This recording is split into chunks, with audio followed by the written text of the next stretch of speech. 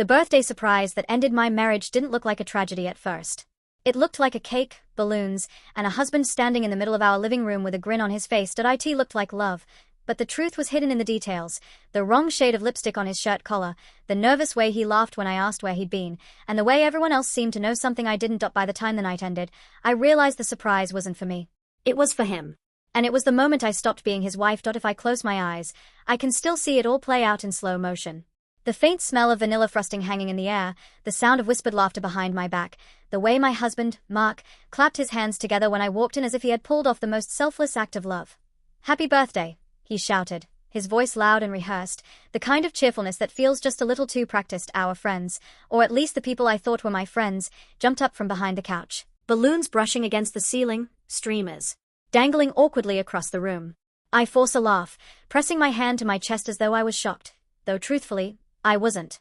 Mark had never been good at keeping secrets, and the half-whispered phone calls, the quick deletions of messages, the late nights at the office, they had already told me enough to know something was brewing. But what I didn't know was how deep it went. He came toward me with open arms, pulling me into a hug that felt stiff, his body angled slightly away, as though he didn't want the contact to linger too long.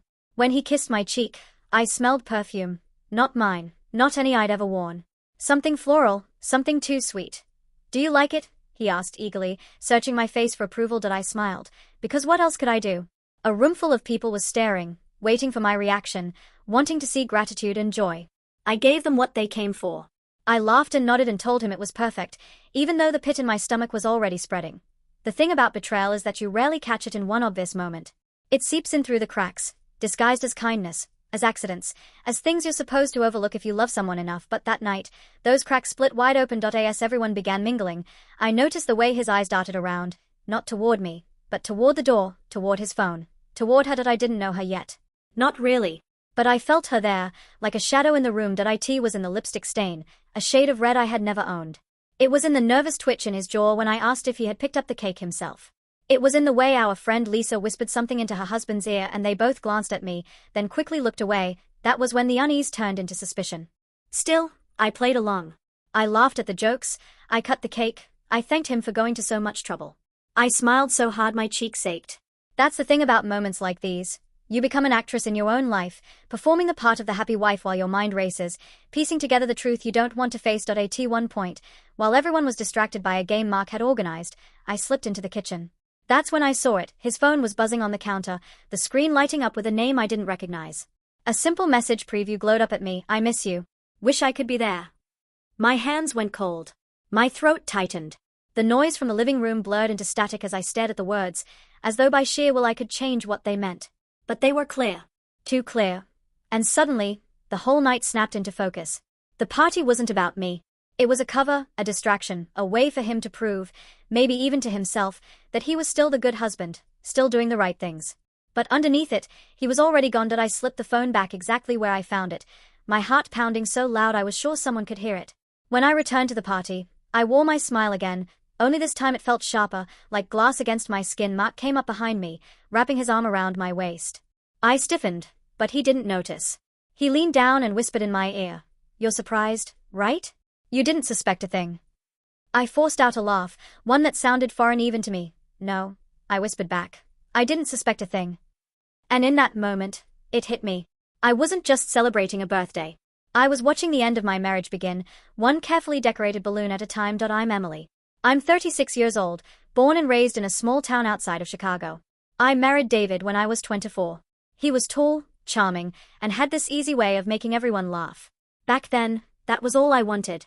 I thought if someone made you laugh, you could weather anything together. We met at a friend's barbecue. I had just finished graduate school and was about to start my first teaching job. He was working in finance, already talking about promotions and investments and how he wanted to retire early. I didn't understand half of what he said, but I loved his confidence. I felt like I was standing next to a man who knew exactly where he was going. Our early years together were good. We didn't have much, but we had time. Saturday mornings at the farmer's market. Cheap takeout on Friday nights. Long drives to nowhere just to talk. We used to dream out loud. 2 kids, a house with a yard, vacations once a year, and for a while, we built that dream. By 30, I was teaching 3rd grade full-time. David got his promotion, and we bought a modest 2-story house in the suburbs. 2 years later, we welcomed our daughter, Sophie. She was followed by Jacob 3 years after that. Our house was messy, loud, filled with toys and laundry piles, but it was ours that I thought we were happy. Sure, we fought sometimes. David worked long hours. I felt like a single parent too often. He wanted the house spotless when he got home. I wanted him to understand that raising 2 kids meant chaos. He loved expensive dinners out. I wanted quiet nights in.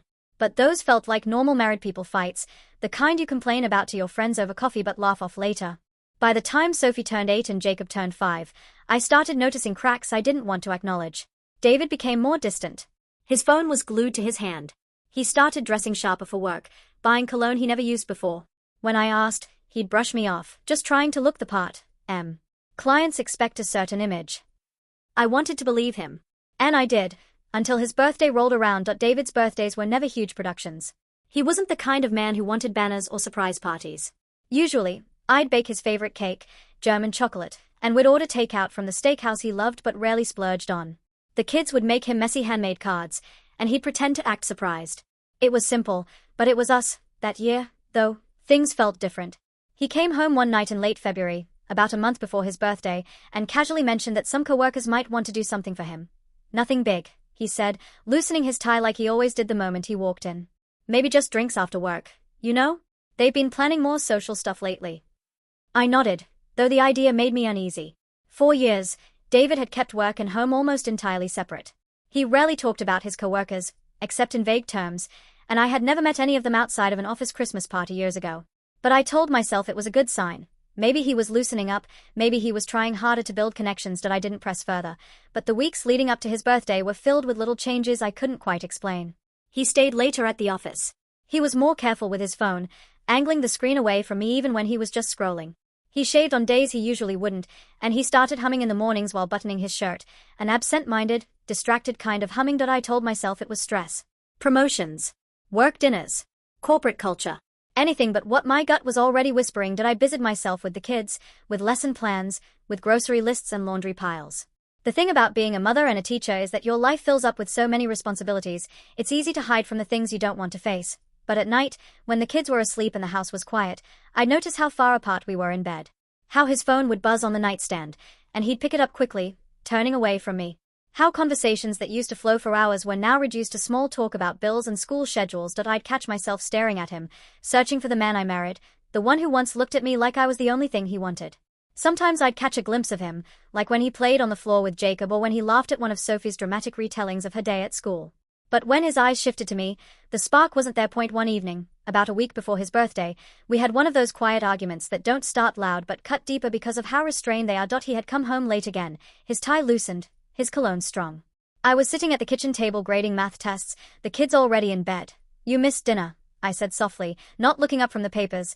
"I told you I had a client meeting," he replied, dropping his briefcase by the door. "You had a lot of those lately."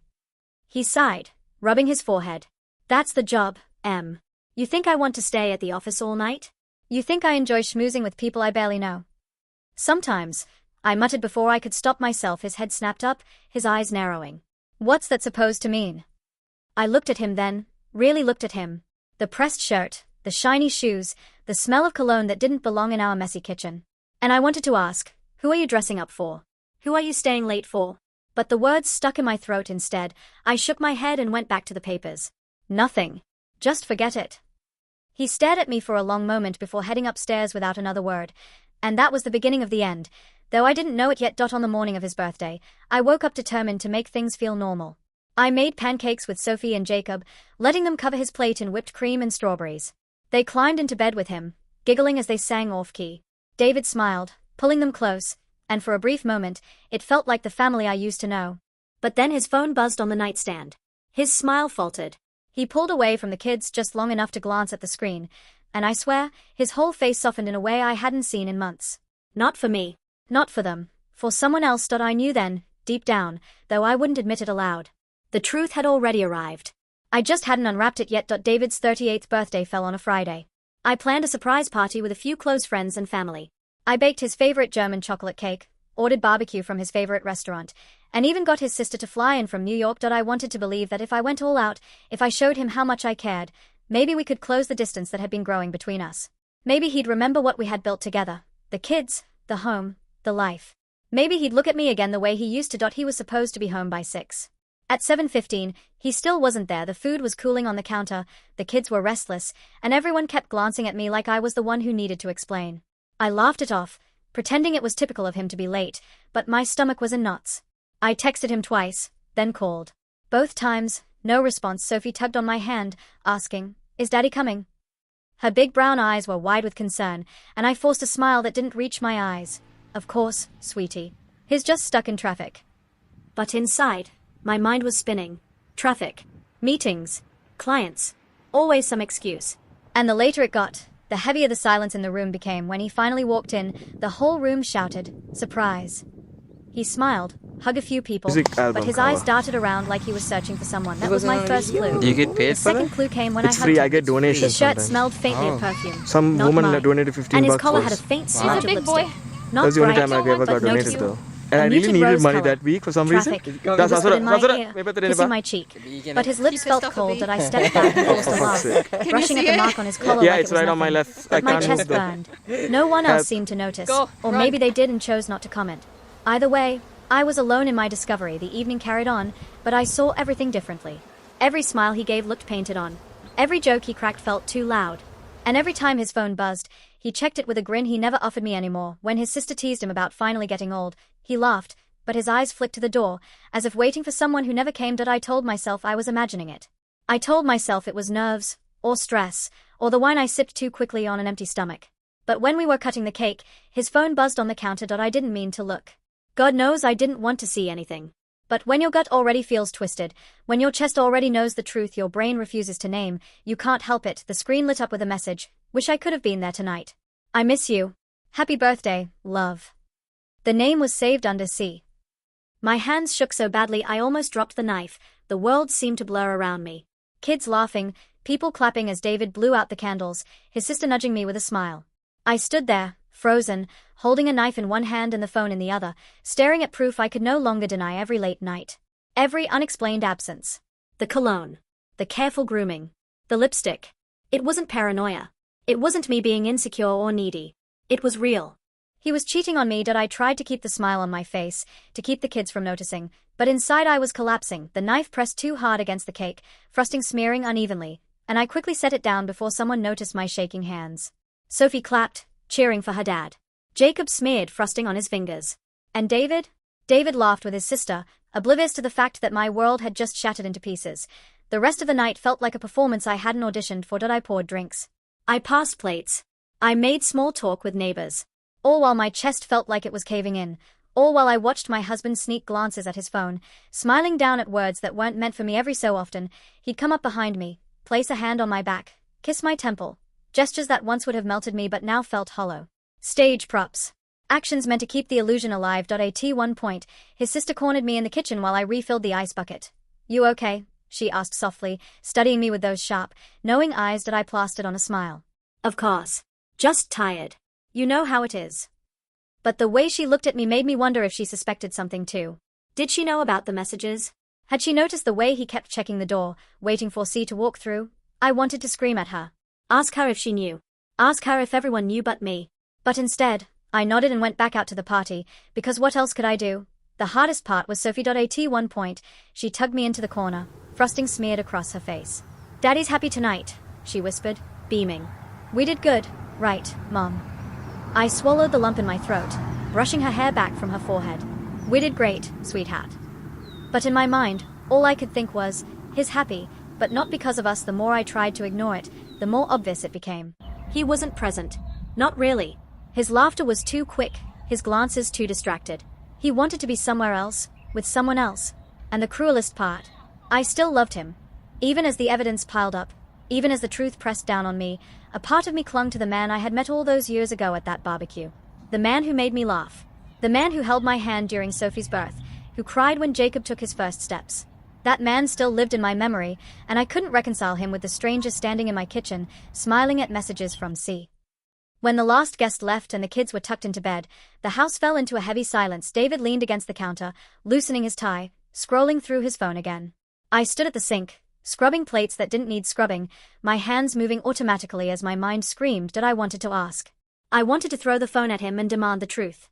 But fear rooted me to the floor. Fear of what he'd say. Fear of what admitting it out loud would mean. So instead, I whispered, "Did you have a good birthday?" He looked up, surprised, as if I had interrupted something more important. Then he smiled that same hollow smile. "Yeah. It was great. Thanks, Em." And just like that, he went upstairs, leaving me standing alone in the kitchen, suds slipping down my trembling hands, my chest aching with the weight of a truth I could no longer ignore. When the guests finally left and the kids were in bed, the house felt like a shell. The echoes of laughter and clinking glasses still hung in the air, but without people, it seemed hollow. I gathered the last of the paper plates, stacked them on the counter, wiped frosting from the table, and waited. My body was moving, but my mind had gone still. I sat on the couch, my hands clasped in my lap so tightly my knuckles were white. My heart was pounding, but my mind was strangely calm, like I'd stepped into some new reality where nothing could surprise me anymore. David came down the stairs after checking on Sophie and Jacob. He'd changed into sweatpants and a t-shirt, his party clothes neatly folded in his arms. He looked tired, like a man who'd had a long day, not like a man whose marriage was about to split in half. I looked at him, and the words came out before I could stop them. "Who's C?" He froze mid-step. The clothes slipped a little in his arms, and for a second I thought he might drop them. His eyes flicked to me, wide, startled. "What?" "Don't lie to me." My voice was steady, sharper than I felt. "Who's C?" I watched him, really watched him. His jaw tightened, his nostrils flared. I could see the denial forming on his lips, the instinct to deflect, to twist, to throw something back at me. He'd done it before, in smaller arguments. But this wasn't about bills or schedules or who forgot to take the trash out. This was the fracture line of our life. For a second, I saw him consider it, the lie. Then his shoulders slumped. He set the clothes down on the chair and sank into the armchair across from me. He rubbed his hands together, staring at the carpet. "She's someone from work." I laughed bitterly, the sound harsher than I intended. "Someone from work who calls you love." He didn't answer. The silence between us was heavier than any screaming match we'd ever had. At least when you scream, there's fire, there's life. This was worse. This was ash. Finally, he whispered, "I didn't mean for it to happen. It just did. I didn't want to hurt you." Those words. I didn't mean for it to happen. As if infidelity were an accident. As if you could just slip, like on a patch of ice, and fall into another woman's bed. "But you did." My voice cracked, but I forced it steady again. "On your birthday. In our home. In front of our kids. You brought her into this without even inviting her." He winced. Tears burned my eyes, but I didn't let them fall. I wanted him to see my anger, not my pain. My pain was mine, not his. "How long?" I asked. His hands stilled. He stared at them like the answer might be written on his skin. 6 months. 6 months. Half a year. While I was packing school lunches, folding laundry, and planning this ridiculous party, he was sneaking around. My voice rose without my permission. 6 months? David, that's not a mistake. That's not something that just happened. That's choices, over and over again. "I know," he said quickly, leaning forward. His eyes were wet, his face tight. "I know, Em. And I hate myself for it." I barked a bitter laugh. "Do you? Because you didn't look like you hated yourself when you were texting her while I cut the cake. You didn't look like you hated yourself when you walked in with her lipstick on your shirt." His head dropped, shame radiating off him. But it wasn't enough. Shame didn't undo what he'd done. "Did you sleep with her?" I asked, my voice low, sharp as a knife. He looked up then, eyes wide, lips parting like he might deny it. But then, the smallest nod. I felt it like a blow. My chest physically ached, like the air had been punched out of me. I gripped the edge of the couch cushion, grounding myself. "How many times?" He closed his eyes. "I don't know. A few." "A few?" I repeated, numb. "Like it's nothing. Like it's not every time you betrayed me. Every time you came home and kissed me goodnight, tucked our kids in, sat at this table, ate dinner with us. A few times." "Emily," his voice cracked. I leaned forward, fury building in my throat. "Did you ever think of me? Of them?" I pointed upstairs toward the kids' rooms. "When you were with her, when you were texting her under our roof, did you once think about what this would do to us?" His lips trembled, but no words came. I shook my head, laughing bitterly through my tears. "God, I'm such an idiot. I defended you to everyone. When you worked late, when you missed dinners, when you came home smelling like cologne that wasn't yours. I told myself, he's working hard for us. He's tired. He loves us. I believed in you, David." His eyes filled with tears. "I do love you. I love our kids. This This wasn't supposed to mean anything. Does she know that? I snapped. Does she know she doesn't mean anything? Because she sure seemed to think she did, writing happy birthday, love. His face crumpled. He buried it in his hands. For a long time, the only sound was my breathing, harsh and uneven, and his, ragged, broken. Finally, I stood. My legs shook, but I forced them to hold me. You don't get to sleep in here tonight. You'll take the guest room. Don't touch me. Don't come near me. Don't pretend like this is something we can just sweep under the rug. Please. His voice was desperate now, his hands reaching out like I might take them. Don't do this. Don't throw away everything. We can fix it. I stared at him, disbelief coursing through me. We? You threw it away, David. You set fire to it. I'm the one standing here in the ashes.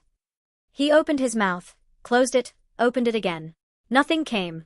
I turned, walked upstairs without looking back. That night, I lay in bed staring at the ceiling. I could hear him moving around in the guest room, pacing, opening drawers, settling restlessly. Every sound was a reminder. Every creak of the floorboards pressed the truth deeper into my chest. I thought about the woman, C. I pictured her face, though I didn't know what she looked like. Was she younger? Prettier? Did she laugh at his jokes the way I used to? Did he look at her the way he once looked at me, with admiration, with desire? Did she know he had a wife at home, 2 kids who adored him, a life he was risking for stolen moments? Sleep never came. Around 3 a.m., I got up and wandered into the kids' rooms. Sophie was curled on her side, clutching her stuffed bunny. Jacob had kicked off his blanket, his little mouth open in a soft snore. I tucked them in gently, brushing hair from their foreheads, my throat thick with tears. They were innocent. They didn't deserve this. And yet, they would be the ones most hurt by it. Divorce isn't just 2 people separating, it's a family splitting apart, a childhood cracking down the middle. I pressed a hand over my mouth to stifle a sob. I realized then that my marriage hadn't ended with a text message, or even with David's confession. It had ended long before, in the quiet spaces where he had chosen someone else, over and over. And now, I had to figure out how to survive the pieces. The weeks after were a blur of arguments, therapy sessions, and lawyers. Life didn't slow down to let me process. The kids still needed lunches packed, homework checked, rides to soccer practice. Bills still arrived in the mail. My classroom still filled with 25-second graders who didn't care that my life had fallen apart. But behind every routine, the betrayal lingered like a bruise I couldn't stop pressing. David wanted to work on it. That was his phrase. We can work on this, Em. We can fix it. But how do you fix something that has been shattered into pieces so small you can barely tell what it used to be? I couldn't unsee that text. I couldn't smell that perfume. I couldn't hear the way he said her name like it was something sacred. We tried counseling. I remember sitting across from him in that beige office with its neutral carpet and framed motivational quotes about resilience and forgiveness. The therapist was kind, but her voice was too calm, too detached. She asked us to communicate our needs. My need was simple, loyalty. His excuse was always stress. Stress from work. Stress from bills. Stress from turning 38. He listed them like they were reasons, like they gave him permission to step outside our marriage. I sat there, arms folded, wondering how many other wives had heard the same script before me. After the 3rd session, I realized I wasn't waiting for healing anymore. I was waiting for the courage to walk away. One night, after the kids went to bed, I told him. My voice shook but my decision didn't. I can't do this anymore, David. I want a divorce. He stared at me like I had slapped him. Em, please. Think about the kids. Think about everything we've built. I'm thinking about them, I said. I won't let them grow up thinking this is what love looks like. His face crumpled, but I didn't soften. Not this time. Filing for divorce was like signing my own death certificate and birth certificate at the same time. It was messy. Lawyers, mediators, custody agreements. We fought over furniture, over weekends, over who got to keep the photo albums. Every decision felt like tearing fabric, threads snapping one by one. The kids cried. Sophie, at 8, understood too much. Jacob, only 5, didn't understand enough. He kept asking when Daddy was coming home, his little brow furrowed with confusion. I tried to explain gently, over and over, until the words blurred together. Mommy and Daddy love you very much, but we can't live in the same house anymore. Sometimes Sophie would yell at me, saying it was my fault, that if I just forgave him, things could go back to normal. That cut deeper than David's betrayal, because how do you tell your child that forgiveness doesn't glue trust back together? That love isn't enough without respect? My parents tried to convince me to forgive too. My mother sat me down at her kitchen table, her hands warm on mine. Sweetheart, all men make mistakes. You don't just throw away a marriage over one lapse in judgment. One lapse? I asked, incredulous. It was 6 months. 6 months of lies. She sighed, her eyes heavy with the weight of her own marriage, one I had always known wasn't perfect but had endured anyway. Marriage is long. People stumble. Then maybe I'm not built for that kind of marriage, I told her. Because I can't live with stumbling that looks like betrayal. For the first time in my life, I realized my parents' version of love wasn't mine. The divorce was finalized 3 months later. I remember standing outside the courthouse, papers in hand, the sky gray and heavy with the threat of rain. David was a few steps away, talking to his lawyer. We didn't look at each other. After 12 years of marriage, after 2 children, after 1,000 small moments that had once defined our life, we couldn't meet each other's eyes. When I walked to my car, I felt both hollow and free. Like something had been carved out of me, but in its place was space, room to breathe, room to rebuild. The first year was the hardest.